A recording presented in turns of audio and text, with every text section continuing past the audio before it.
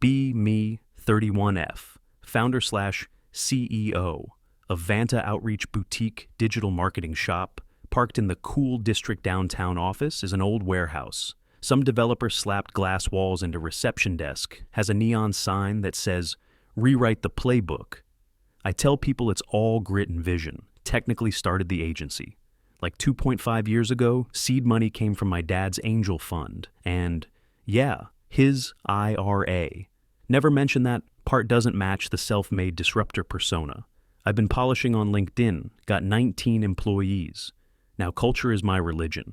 We don't have managers, we have leads, we don't have problems, we have growth moments, we don't have deadlines, we have milestone horizons. Keeping the vocabulary straight is a full-time job by itself. But if the words are right, the vibe is right. Except lately the vibe is not right. Something's off, like the office air is stale. Even when the diffuser is on, been reading way too much theory about corporate matriarchies and soft power systems. Decided the normal agency model is too aggressive, too linear, too dude-brained. So I start rolling out holistic feedback loops translation. If an idea doesn't emotionally resonate, we don't do it. Doesn't matter what the dashboards say. Data is a construct anyway, usually built by the patriarchy and then sold back to you in a bar chart. I'm convinced I'm inventing the future here, but there's resistance, quiet, simmering, back corner resistance from strategy/tech. My personal migraine is Derek, 35 million. Senior strategist, been here since day one. Annoyingly competent SQL wizard. Python scripts handles the back end, API hookups runs the ad. Spend models like he's playing chess in his head, but his energy is rancid. Gray hoodie, uniform, stares at spreadsheets like they're sacred text. Never joins. Mindful midweek. Never shows up for stretch breaks. Never shares his emotional forecast. At Monday stand-up, everyone else says stuff like cloudy but improving him. Every single time. Clear skies, chance of a hot fix. Same tone, same dead stare.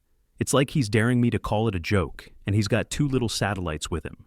Evan, front-end dev, and Cole, data analyst. They sit back there in a triangle of silence, headphones on, typing like they're defusing a bomb, and then they'll randomly snort laugh at something on a screen. I can't see, it makes my skin crawl. Like, what's so funny back there? Probably me. Probably my whole holistic thing. Last month I decided. Their silence isn't just introversion. It's a power move, withholding verbal affirmation to create a hostile environment for the female creatives. I'm literally drafting it as a medium piece in my head. Fast forward to Monday morning, big day, project dewdrop, new organic skincare, client V, C-backed stupid money.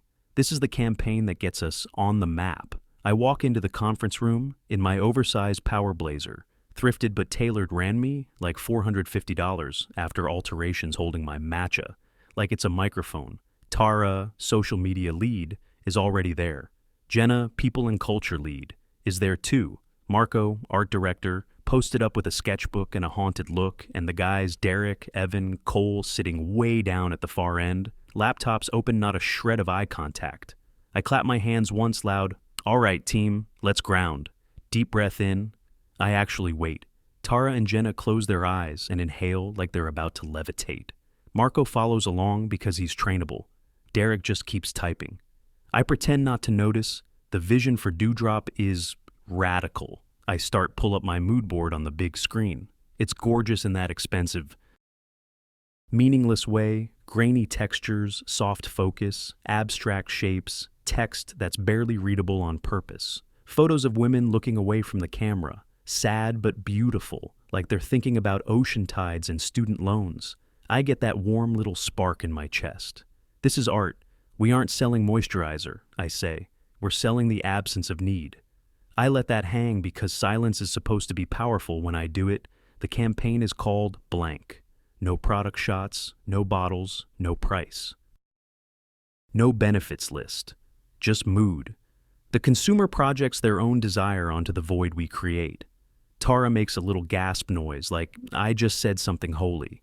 Lauren, that is insanely brave, she says. Jenna nods hard, like her neck is on a hinge. It rejects the capitalist demand for transaction, Marco adds. He's practically vibrating with approval. My chest warms more. This is leadership. This is vision. This is why I have a neon sign. Then I hear it, throat clearing, dry and scratchy and somehow judgmental.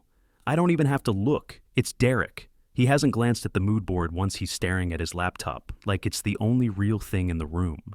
Lauren? My spine stiffens at my own name. Yeah, Derek, I say, smiling with my teeth. You got some energy to share with the group? He blinks like I asked him to describe a color.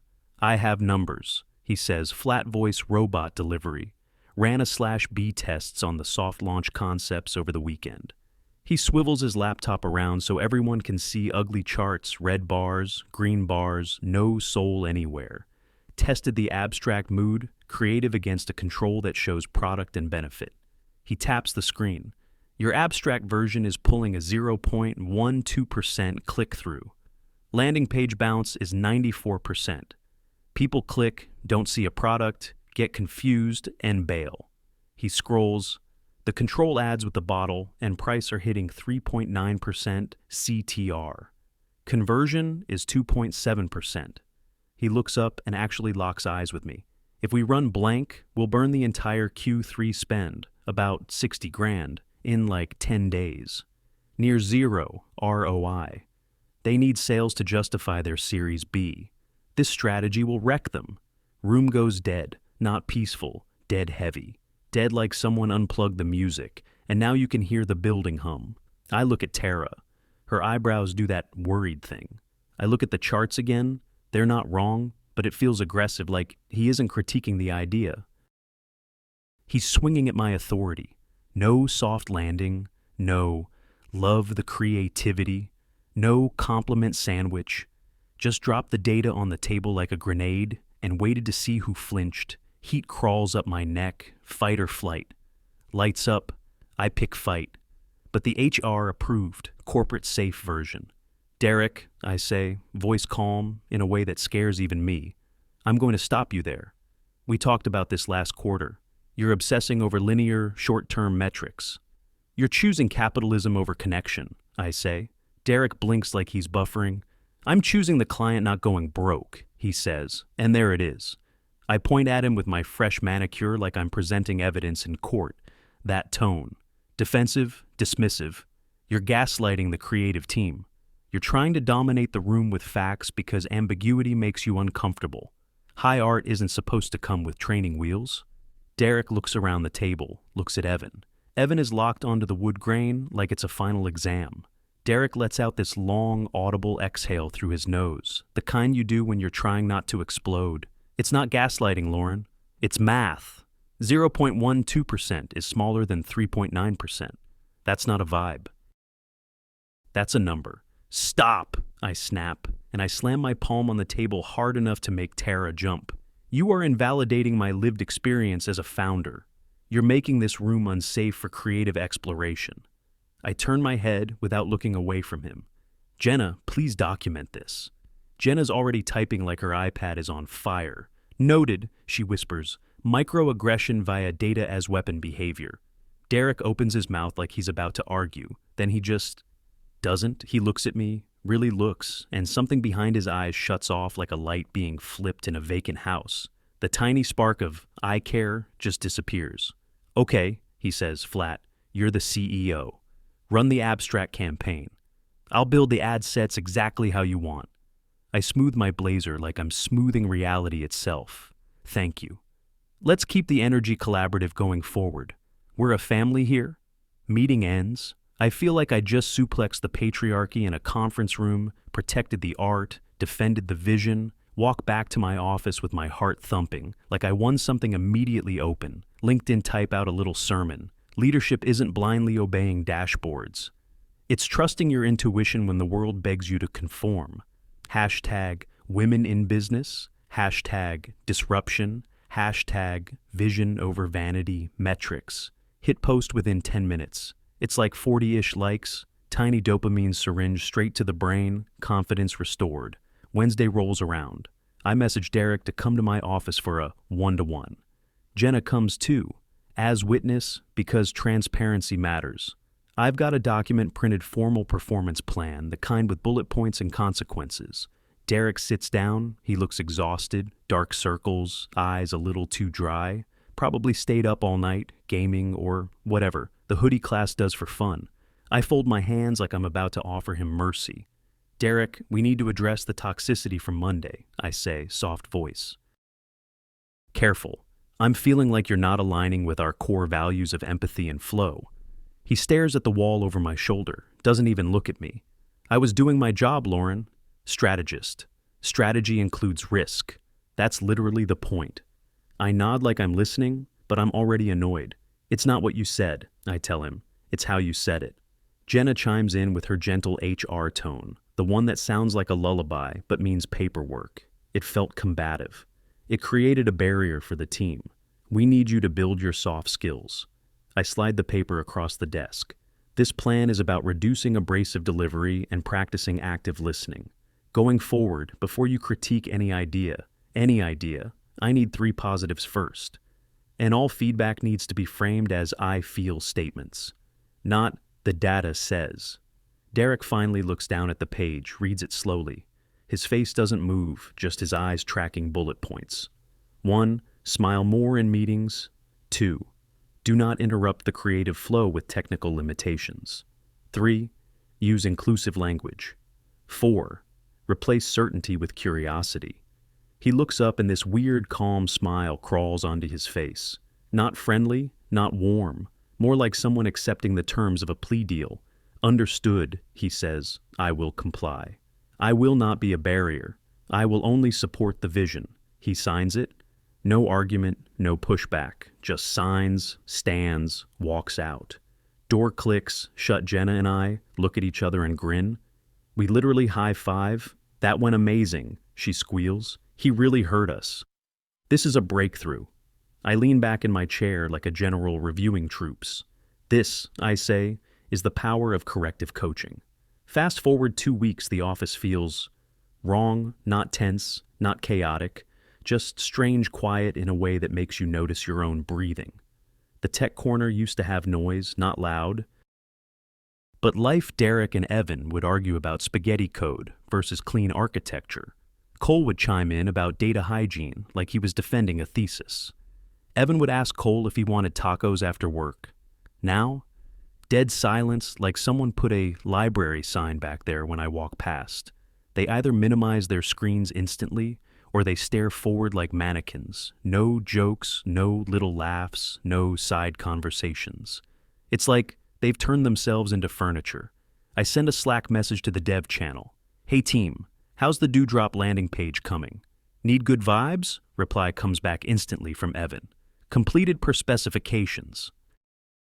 Live on staging. No emoji, no GIF, no you got it.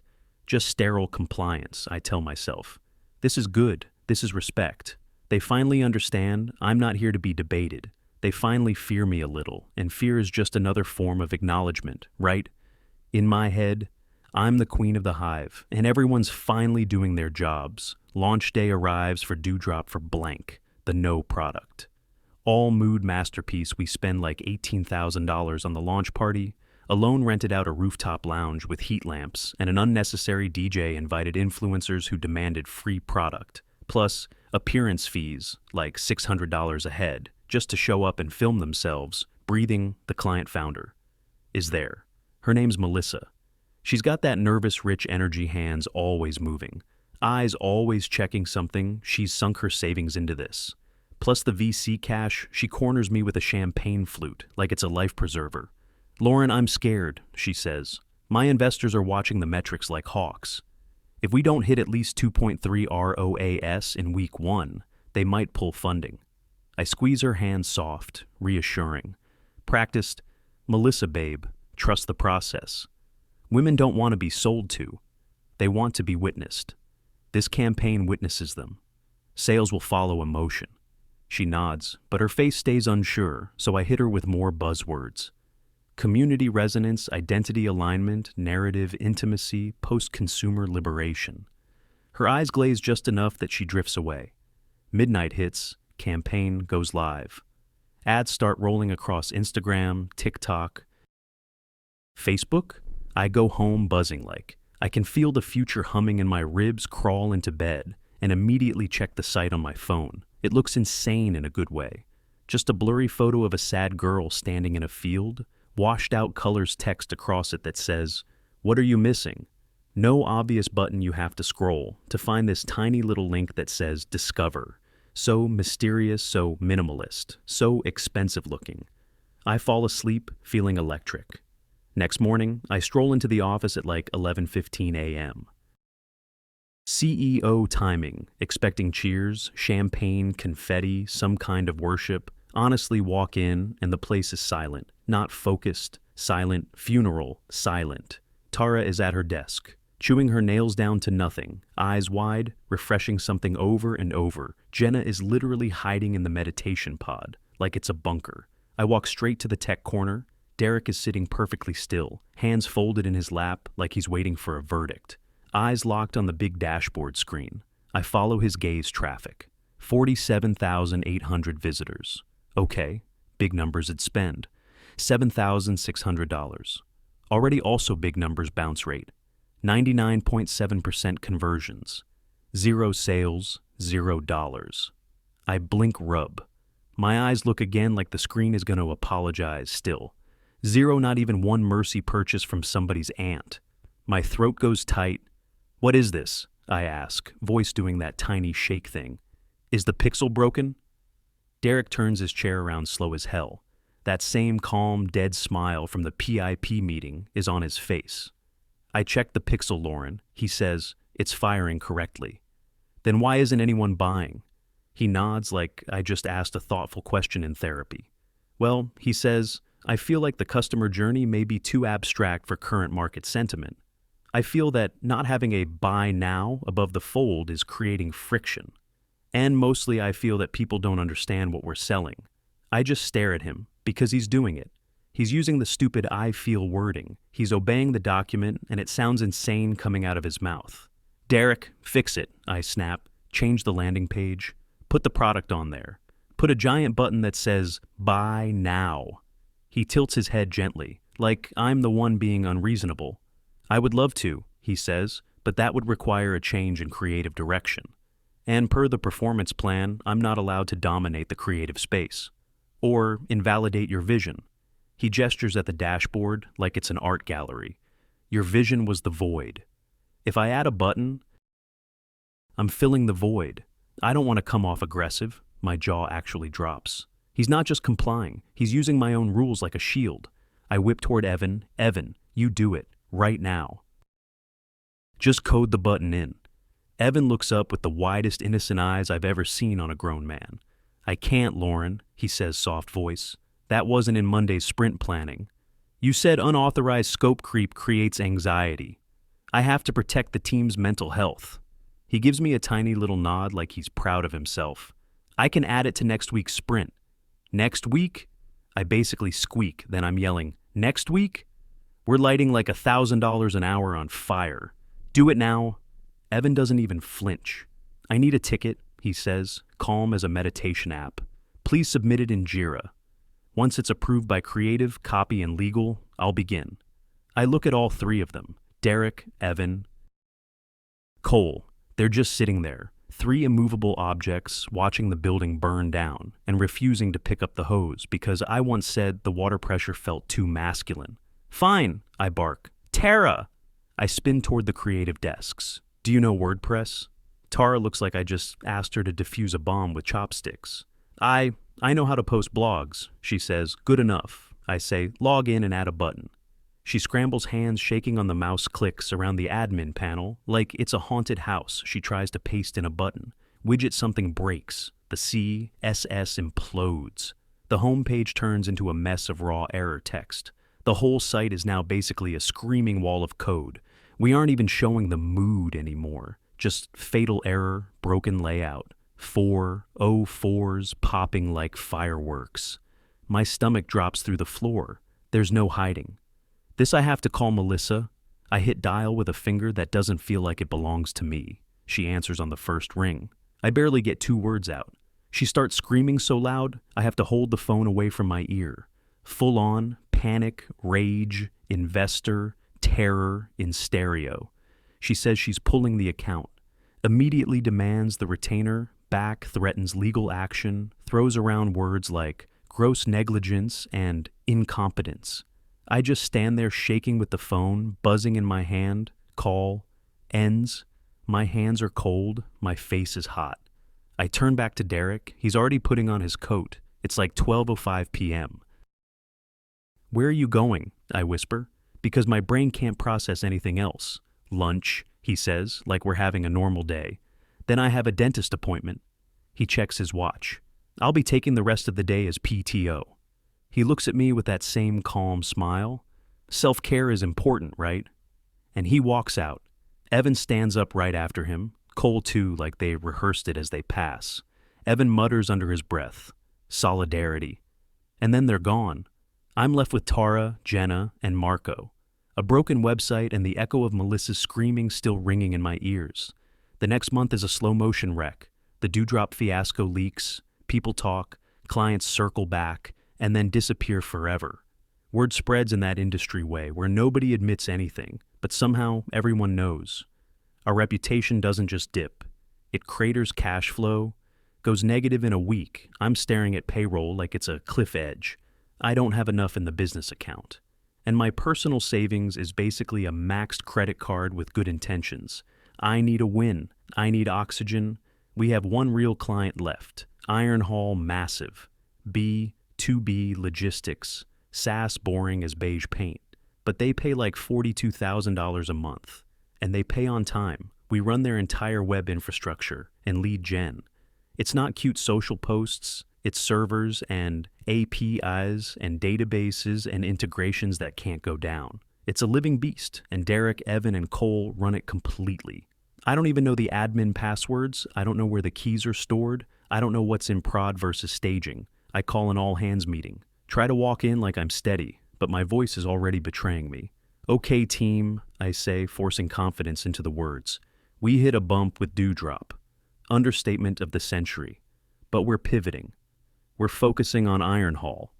They need a major server migration this weekend. My hands are sweating. Derek, I need you to lead it." Derek looks at me for a second. No anger, no smugness, just that blank calm.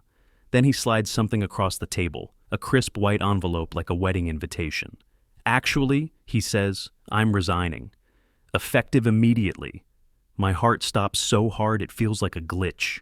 You can't," I say, and it comes out pathetic. Derek nods once. "I can. I accepted an offer as VP of growth at a logistics startup." He says it like he's reading weather, double my salary. Equity. And they use data to make decisions. Evan stands up like it's his cue, slides his own envelope onto the table. "Me too," he says. "Derek brought me in. I already signed somewhere else." Cole stands next to envelope number 3. "Same," he says, head of analytics. I stare at the 3 envelopes, then at the 3 of them. My mouth opens and nothing intelligent comes out. "You're leaving with the Iron Hall migration due in 2 days, I finally manage. "That's sabotage. That's unethical." Derek shrugs, small and casual. "It's at-will employment, Lauren. Also," he adds, "you kept saying we were holding the agency back, that our energy was heavy." He spreads his hands like he's doing me a favor. "We're removing the heavy energy. You should be excited.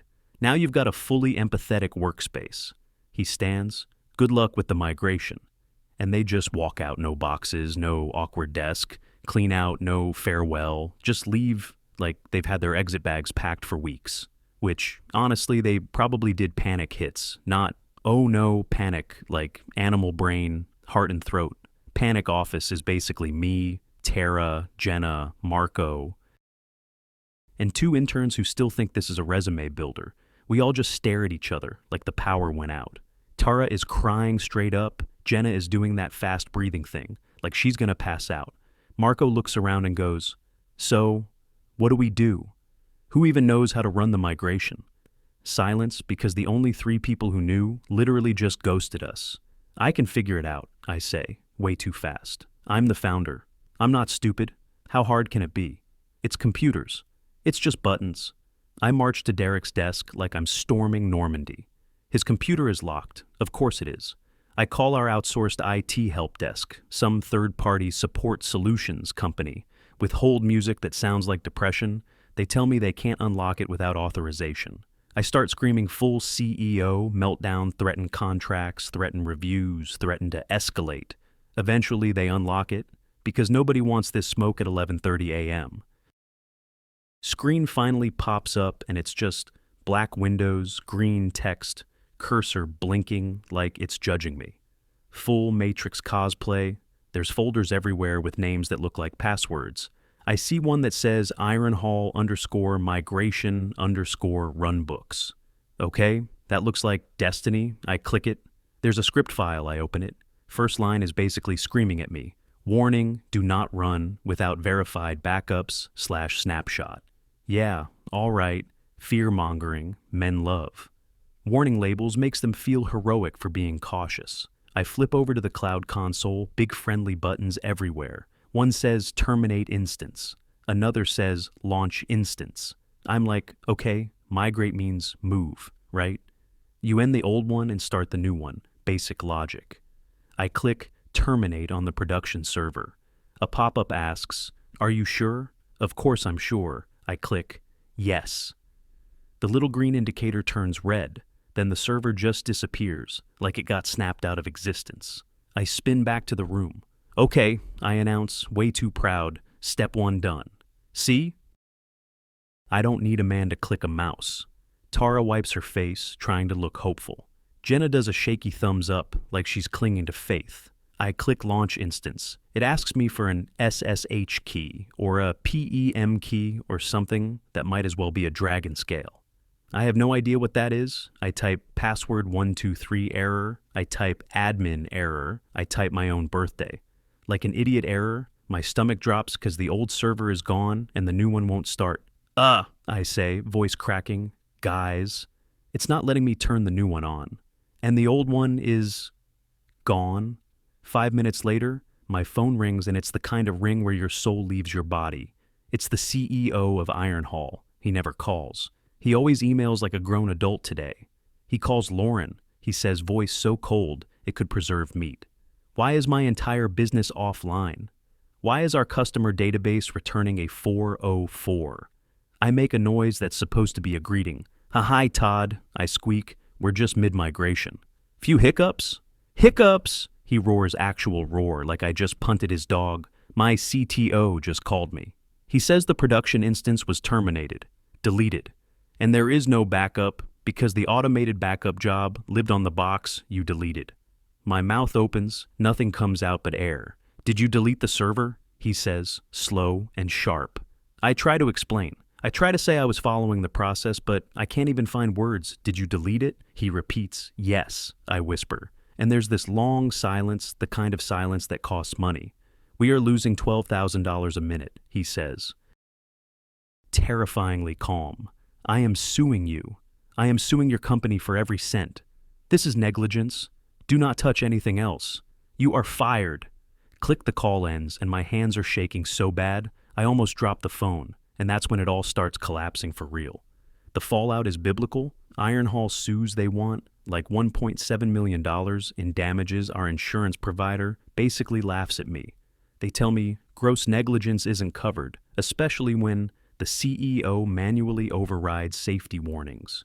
Cool, cool, cool. We lose hard company assets, get seized, computers, desks, chairs, the stupid neon sign, everything I have to lay off, everyone one by one, people crying in turns, looking like they just watched their future evaporate.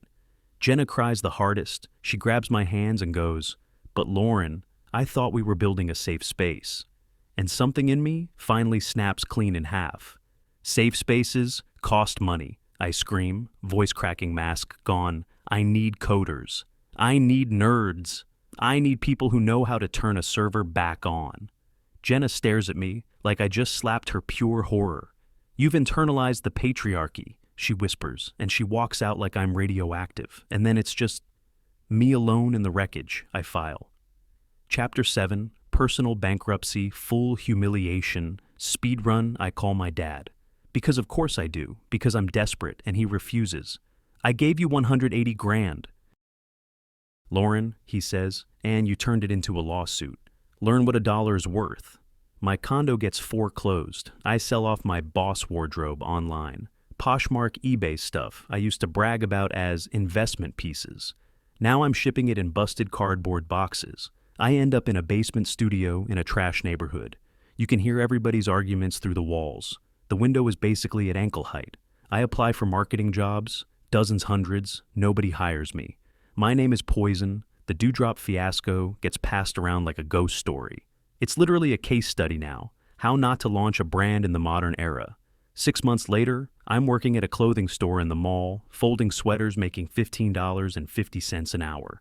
My feet always hurt. My nails are plain and bitten. I wear a name tag that just says Lauren. No founder, no CEO. Just Lauren. Tuesday afternoon store is dead. Then I hear laughing loud, happy guy laughing. I freeze, a group walks in and my stomach drops. It's them, Derek, Evan, Cole, plus a couple extra dudes I don't recognize. They look expensive. Arc'teryx vests, nice watches, healthy faces. Derek looks good, like sleeping vitamins actually exist for him. He's laughing at something. Evan says, yeah, IPOS probably early next year. Derek says casual, like talking about weather. My options vest and I'm buying a fishing boat. Evan laughs, a boat? Dude, that's a terrible investment, Cole goes, dead serious. ROI on a boat is negative, man. Derek grins. Yeah, but the joy metric is high. They all laugh. They're happy they're building things. I duck behind a rack of clearance jeans, heart pounding. Please don't see me, please don't see me. They stop right in front of my section. Of course they do. Derek picks up a gray hoodie, turns it over in his hands. This is solid, he says. Might grab it for the office. A C in there is brutal. Then he turns and he sees me. I'm holding a sloppy stack of unfolded denim hair, frizzy eyes, tired face that looks like it gave up our eyes lock. I brace myself. I wait for him to do the little victory speech to call me visionary to twist the knife. But he doesn't. His face softens, not anger, not triumph, just pity. Like looking at a stray dog soaked in rain, sad, but not his problem. He gives me a quick, polite nod. Lauren, he says quietly, just acknowledging I exist. Then he turns back to Evan. Nah, he says, actually I don't need it. Let's go get lunch. Steakhouse, Evan says. I'm buying. And they walk out of the store, out of my life, into their bright, well-funded future. The store gets quiet again. Then my manager appears, 20-year-old girl named Madison, perky and ruthless. Lauren, she snaps, you're zoning out again. Can you refold this display? It looks messy. It doesn't align with visual standards. I look at the table. I look at Madison. I want to scream that I used to have an office. I used to run meetings. I used to have a neon sign, but I don't because the data says I'm a retail associate, and the data doesn't lie. Yes, Madison, I say. I'm on it. I start folding left, over right, smooth the fabric stack. It perfectly, repeat, repeat, repeat. At least, I don't have to think about servers anymore. Guess I found my empty space after all, only it's not a campaign.